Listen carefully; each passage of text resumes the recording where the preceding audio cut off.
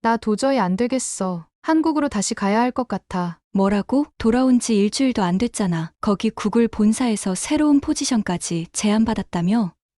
알아. 하지만 난 이제 여기서는 못 살겠어. 아침에 일어나면 제일 먼저 배달의 민족 앱을 열려고 하고 퇴근할 때는 자꾸 치맥이 생각나. 여기는 뭔가 너무 느리고 답답해. 한쪽은 답답한 듯 커피잔을 만지작거리며 한숨을 내쉬고 다른 한쪽은 도무지 이해할 수 없다는 표정입니다. 실리콘밸리의 IT 기업들이 즐비한 팔로알토의 거리가 창밖으로 보입니다. 누구나 선망하는 이곳을 떠나 지구 반대편 나라로 돌아가겠다는 그녀. 무슨 사연이 있었던 걸까요? 안녕하세요.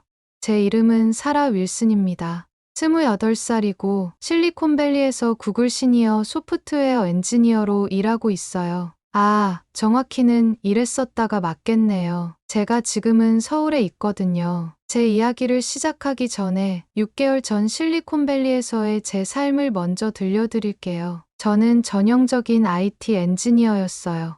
아침엔 커피를 테이크아웃해서 회사 오피스로 출근하거나 기분에 따라 집에서 재택근무를 하기도 했죠. 점심시간엔 회사 식당에서 동료들과 가볍게 이야기를 나누다가 대부분은 각자의 자리로 돌아가 프로그램 작업에 몰두했어요.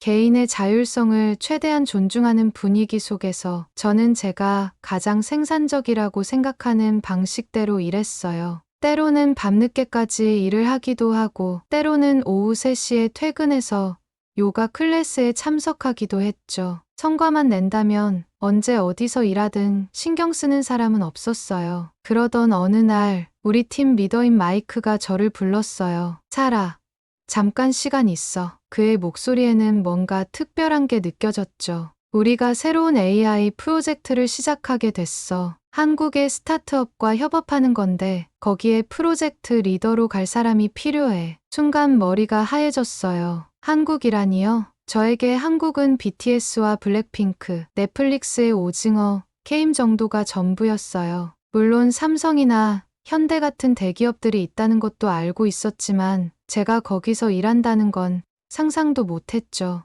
하필 저인가요? 너의 문제 해결 능력과 적응력을 높이 평가했어. 특히 지난 머신러닝 프로젝트에서 보여준 리더십이 인상적이었지. 게다가 한국의 IT 기술은 이제 세계적 수준이야. 그들의 빠른 실행력과 우리의 기술력이 만나면 대단한 시너지가 날 거라 확신해. 마이크의 설명은 계속됐어요. 6개월간의 프로젝트라고 했죠. 서울 강남의 한 스타트업과 함께 새로운 AI 기술을 개발하는 것이 목표였어요. 숙소와 교통, 모든 걸 회사에서 지원해준다고 했지만 저는 여전히 망설여졌어요. 그날 저녁 부모님과 영상통화를 했어요. 한국. 와우.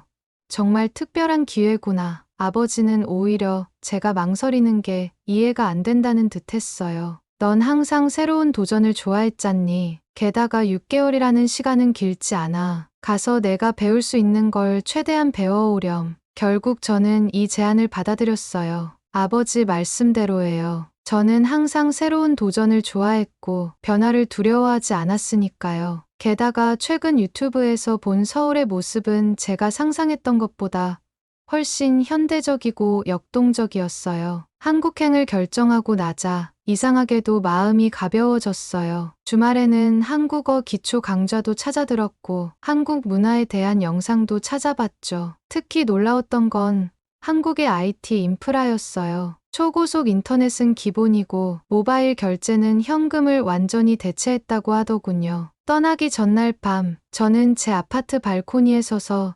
실리콘밸리의 밤하늘을 바라봤어요. 이곳에서의 평화로운 일상을 잠시 접어두고 완전히 새로운 환경으로 떠난다는 게 실감이 나지 않았어요. 13시간의 비행 끝에 인천국제공항에 도착했을 때는 이미 늦은 저녁이었어요. 피곤할 법도 한데 공항에 발을 내딛는 순간 이상하리만치 정신이 번쩍 들었습니다. 제가 본 첫 번째 광경은 승객들을 안내하는 로봇이었어요. 실리콘밸리에서도 이런 건 보지 못했거든요. Welcome to Korea.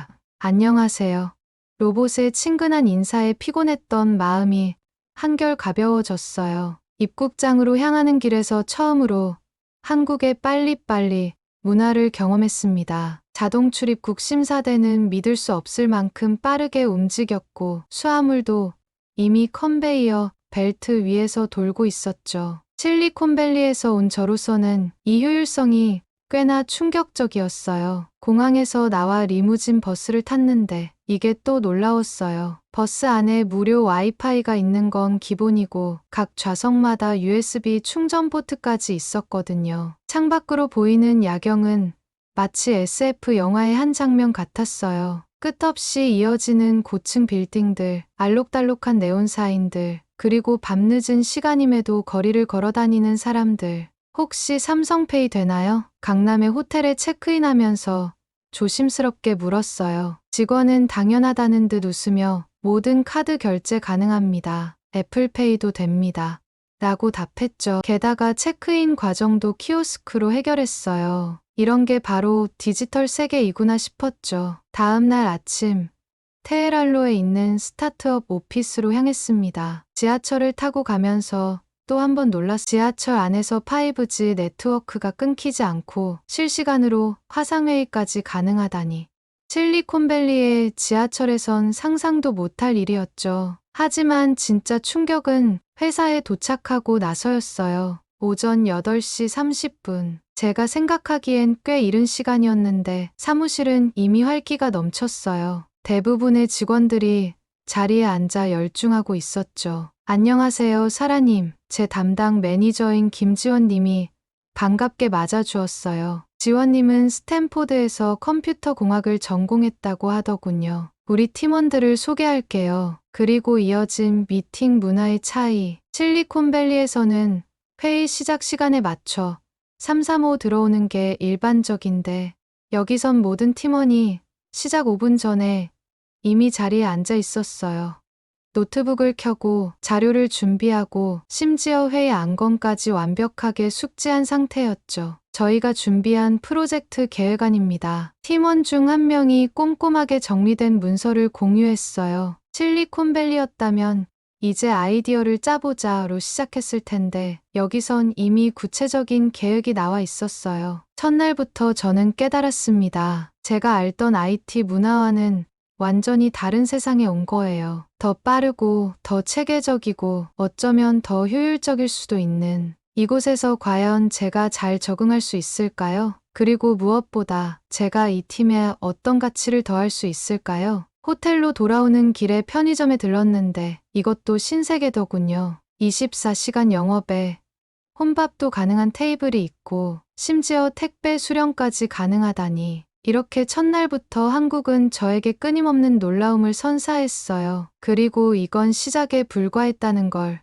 그때는 몰랐죠. 첫 주는 정신없이 지나갔어요. 구글에서는 상상도 못했던 새로운 경험들의 연속이었죠. 가장 큰 차이는 팀원들과 보내는 시간이었어요. 실리콘밸리에서는 각자 원하는 시간에 출근해서 원하는 곳에서 일하고 때로는 하루 종일 마주 앉은 동료와도 대화 한마디 없이 지나가기도 했거든요. 하지만 여기는 아침마다 팀원들이 하나 둘 오피스에 나타나면서 밝게 인사를 나눠요. 사라님, 오늘은 커피 한잔하고 시작할까요? 민수님의 제안으로 시작된 아침 커피 타임은 어느새 제가 가장 기다리는 시간이 되었죠. 점심시간은 또 어떡해요? 오늘은 제가 좋은 곳을 알아요. 매일 누군가가 새로운 맛집을 추천하면서 저를 이끌어줬어요. 처음에는 혼자만의 시간이 필요한 저에게 단체 식사가 부담스러웠는데 이제는 이 시간이 기다려져요. 김치찌개부터 삼겹살까지 매일 새로운 한국 음식을 경험하는 것도 즐겁지만 무엇보다 팀원들과 나누는 대화가 특별해요. 사라님, 미국에서는 정말 점심 먹으면서 일 얘기 안 해요? 지영님의 질문에 저는 웃으며 대답했죠. 네, 오히려 일 얘기는 금기에 가까워요. 재미없겠다. 모두가 웃었지만 그들의 웃음 속에는 진심이 담겨 있었어요. 일이 곧 삶의 일부라고 생각하는 그들의 태도가 신선하게 다가왔죠. 특히 인상 깊었던 건 서로를 배려하는 문화예요. 사라님, 이거 혹시 이해하기 어려우신가요? 제가 도와드릴게요. 제가 어려움을 겪을 때마다 누군가 먼저 다가와 도움을 줬어요. 처음에는 이런 관심이 부담스럽기도 했지만 그들의 진심, 어린 태도에 마음이 열리기 시작했죠. 오늘 저녁에 치맥 어떠세요? 입사 한 달째 되던 날 팀장님의 깜짝 제안이 있었어요. 치맥이 뭔지도 모르던 제가 그날 밤 치킨과 맥주의 환상적인 조합을 알게 됐죠. 하지만 그보다 더 특별했던 건 회사에서와는 또 다른 팀원들의 모습이었어요. 사라님, 우리 노래방 가요. 술이 몇 잔 오가고 낮아 평소 조용하던 주임님이 제안했어요. 순간 당황했지만 어느새 저는 팀원들과 함께 Sweet Home Alabama를 열창하고 있었죠. 그들은 영어 가사를 잘 모르면서도 저와 함께 열심히 따라 불렀어요. 다음 날 걱정했던 것과 달리 아무도 어색해하지 않았어요. 오히려 더 가까워진 것 같았죠. 사라님, 어제 노래 실력이 대단하셨어요. 농담 섞인 칭찬을 주고받으며 우리는 더 끈끈한 팀이 되어갔어요. 한국에서의 직장 생활은 제가 알던 일의 개념을 완전히 바꿔놓았어요. 업무 효율성도 중요하지만 함께 일하는 사람들과의 관계, 서로에 대한 이해와 배려가 얼마나 중요한지 깨달았거든요. 어느덧 3개월이 지난 지금 저는 매일 아침 설렘을 안고 출근합니다. 맛있는 커피와 따뜻한 인사로 시작해서 웃음이 가득한 점심시간을 거쳐 때로는 즉흥적인 치맥으로 마무리되는 하루하루가 특별하게 느껴지거든요. 이곳에서 저는 동료가 아닌 진정한 팀을 만났습니다. 4개월 차가 되면서 저는 완전히 다른 사람이 되어 있었어요. 아침에 일어나면 당연하게 배달의 민족으로 아메리카노를 주문하고 지하철에서는 인스타그램을 보며 출근하고 점심 메뉴를 고를 때는 오늘 순두부 어때요? 고 먼저 제안하는 제 모습이 신기할 정도였죠. 그러던 어느 날 본사에서 긴급 화상 미팅을 요청했어요. 사라, 프로젝트 기한을 2개월 앞당겨야 할 것 같아. 순간 머리가 하얘졌어요. 저희 팀이 열심히 일했지만 이건 거의 불가능한 요구였거든요. 미팅이 끝나고 팀원들에게 이 소식을 전해야 했어요. 실리콘밸리였다면 아마 몇 명은 바로 사직서를 들고 왔을 거예요. 하지만 우리 팀의 반응은 달라서 다들 어떻게 생각하세요? 제가 조심스레 묻자 잠시 침묵이 흘렀어요. 그때 민수님이 말했죠. 힘들겠지만 다 같이 하면 할 수 있지 않을까요? 그 순간 저는 깨달았어요. 이들에게 불가능이란 단어는 아직 시도해보지 않은 것을 의미한다는 거려. 팀원들은 바로 대책 회의를 시작했고 각자 할 수 있는 역할을 찾아갔어요. 사라님, 우리 매일 저녁 치킨 시켜 먹으면서 작업해요. 지영님의 유쾌한 제안에 모두가 웃었지만 그 웃음 속에는 함께라면 할 수 있다는 강한 의지가 담겨 있었어요. 그렇게 우리의 치킨과 함께하는 야근 생활이 시작됐어요. 힘들었지만 이상하게도 괴롭지는 않았어요. 매일 밤 치킨을 먹으며 서로를 격려하고 문제가 생기면 즉시 모여서 해결책을 찾았거든요. 다들 너무 고생하는 것 같아서 어느 날 제가 미안한 마음을 내비치자 팀장님이 말씀하셨어요. 사라님, 우리는 팀이잖아요. 힘들 때 서로 돕는 게 당연하죠. 한 달이 지났을 때 우리는 기적 같은 진전을 이뤄냈어요. 본사에서도 놀랄 만한 성과였죠. 하지만 제가 더 놀란 건 다른 거였어요. 이토록 힘든 시기를 겪으면서도 우리 팀은 더 끈끈해졌다는 거예요. 이거 완성하면 다 같이 제주도 가요. 어느 날 술자리에서 나온 팀장님의 제안은 금세 현실이 됐어요. 프로젝트 중간 목표를 달성한 기념으로 주말에 다 같이 제주도로 떠난 거죠. 한라산을 오르면서 민수님이 말했어요. 사실 처음에는 걱정했어요. 구글 출신 매니저가 온다고 해서 엄청 까다로울 거라고. 저는 웃으며 답했죠. 저도 걱정했어요. 한국 기업 문화가 너무 힘들진 않을까 하고요. 근데 지금은요, 이렇게 좋은 팀을 만난 게 제 인생의 축복이라고 생각해요. 제주도의 바닷바람을 맞으며 저는 문득 이런 생각이 들었어요. 실리콘밸리에서는 일과 삶의 균형을 강조하지만 때로는 이렇게 일과 삶이 자연스럽게 섞여드는 것도 나쁘지 않구나. 팀원들과 함께라면 힘든 순간도 특별한 추억이 될 수 있다는 걸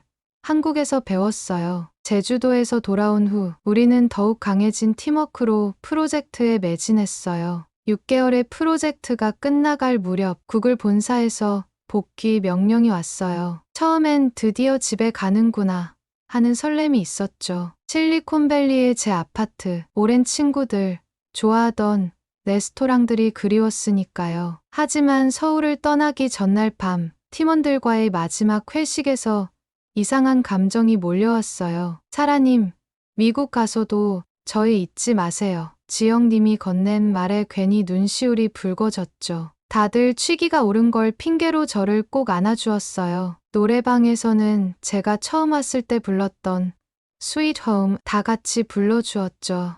다음에 또 올 수 있죠? 제가 농담처럼 던진 말에 팀장님이 진지하게 대답하셨어요. 물론이죠.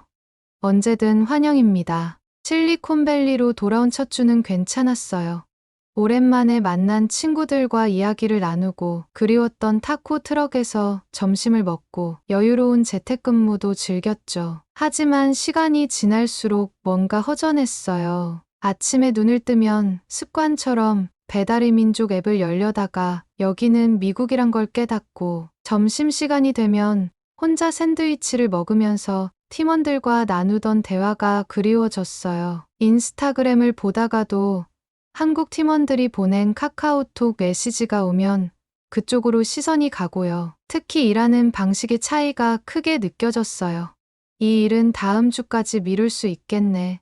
나는 동료의 말에 답답함이 밀려왔죠. 한국에서는 당일 처리할 수 있는 일은 절대 미루지 않았는데 어느 날은 늦게까지 일하다가 배가 고파서 음식을 시키려고 했는데 모든 가게가 문을 닫은 거예요. 한국에서는 당연하게 여겼던 24시간 편의점 도시락이나 심야 배달이 여기서는 불가능했어요. 한국은 어땠어? 친구가 물었을 때 저는 설명하다가 말문이 막혔어요. 어떻게 설명해야 할까요? 지하철에서 보이는 새벽 출근길, 사람들의 부지런함, 불가능해 보이는 일도 해보자는 긍정적인 마인드, 팀원들과 나누는 소소한 일상의 즐거움을 말로는 다 표현할 수 없더라고요. 결정적인 순간은 구글의 새 프로젝트 발표회 때였어요. 제가 한국에서 경험한 개발 문화를 이야기하자 깊은 관심을 보였죠. 혹시 한국 지사와의 협업 프로젝트를 한 번 더 맡아볼 생각 있나요? 순간 심장이 두근거렸어요. 다시 한국에 갈 수 있다고요? 그것도 이번에는 더 길게? 서울의 밤거리가 떠올랐어요.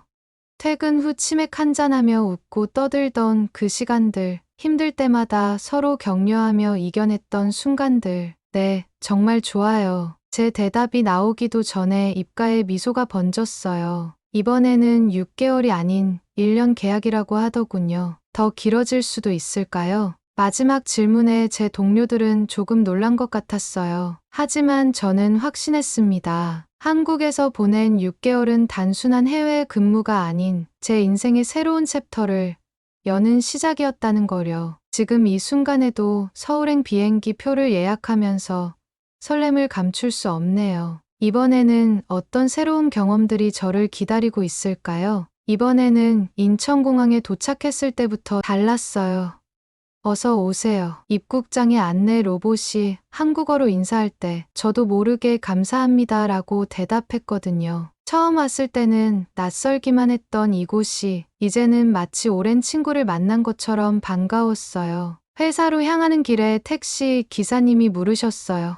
한국 처음이세요? 아니요. 작년에 6개월 있다가 갔다가 다시 왔어요. 제 서툰 한국어에 기사님이 웃으셨죠. 한국말도 하시네요. 대단하시네. 사무실에 도착하자 팀원들이 환영 플래카드를 들고 기다리고 있었어요. 다시 돌아온 걸 환영해요. 사라. 지영님은 달려와서 저를 꼭 안아주었고 팀장님은 아빠처럼 흐뭇한 미소를 지으셨죠. 자, 우리 새로운 오피스 구경시켜 드릴게요. 제가 없는 동안 회사가 강남역 근처 새 건물로 이사했더라고요. 사무실은 더 넓어졌고 창밖으로 보이는 전경도 더 멋있었어요. 사라님 자리는 여기예요. 제 자리 책상에는 이미 듀얼 모니터가 세팅되어 있었고 제가 좋아하는 브랜드의 키보드까지 놓여 있었어요. 기억하고 있었어요? 고 묻자 민수님이 씩 웃더라고요. 당연하죠. 사라님이 기계식 키보드 좋아하시잖아요. 이번에는 회사 근처로 원룸을 구했어요. 고민하다가 전세로 계약했죠. 1년 계약인데 전세로요? 부동산 아저씨가 의아해하셨지만 저는 알고 있었어요. 1년으로 끝나지 않을 거라는 거요. 새로운 프로젝트는 전보다 더 도전적이에요. 하지만 이번에는 두렵지 않아요. 우리 팀이라면 뭐든 해낼 수 있다는 믿음이 생겼거든요. 게다가 이제는 회의 때 한국어로 된 보고서도 어느 정도 읽을 수 있어요. 퇴근 후에는 한국어 학원에 다니기 시작했어요. 수업이 끝나고 학원 동기들과 종종 치맥을 하는데 이제는 제가 외국인들에게 한국 문화를 설명해주는 입장이 되었더라고요. 미국 살 때는 상상도 못했어. 어느 날 저녁 퇴근길에 혼자 걸으면서 생각했어요. 밤 11시가 넘은 시간인데도 거리는 여전히 밝고 안전했고 주변의 가게들은 불야성을 이루고 있었죠. 편의점에 들러 삼각김밥을 고르면서 문득 웃음이 났어요. 실리콘밸리에서의 제 모습을 누가 상상이나 했을까요? 지난 주말에는 팀원들과 MT를 갔어요. 미국에서는 상상도 못할 일이죠. 회사 사람들과 펜션에서 함께 밤을 보내다니. 하지만 이상하게도 전혀 어색하지 않았어요. 다 같이 고기를 구워 먹고 보드게임을 하고 밤늦게까지 이야기를 나누면서 우리는 더 가까워졌어요. 사라, 이제 한국 사람 다 됐네. 농담처럼 던짐. 민수님의 말에 괜히 코끝이 찡해졌어요. 아직 멀었죠. 김치찌개도 제대로 못 끓이는데요.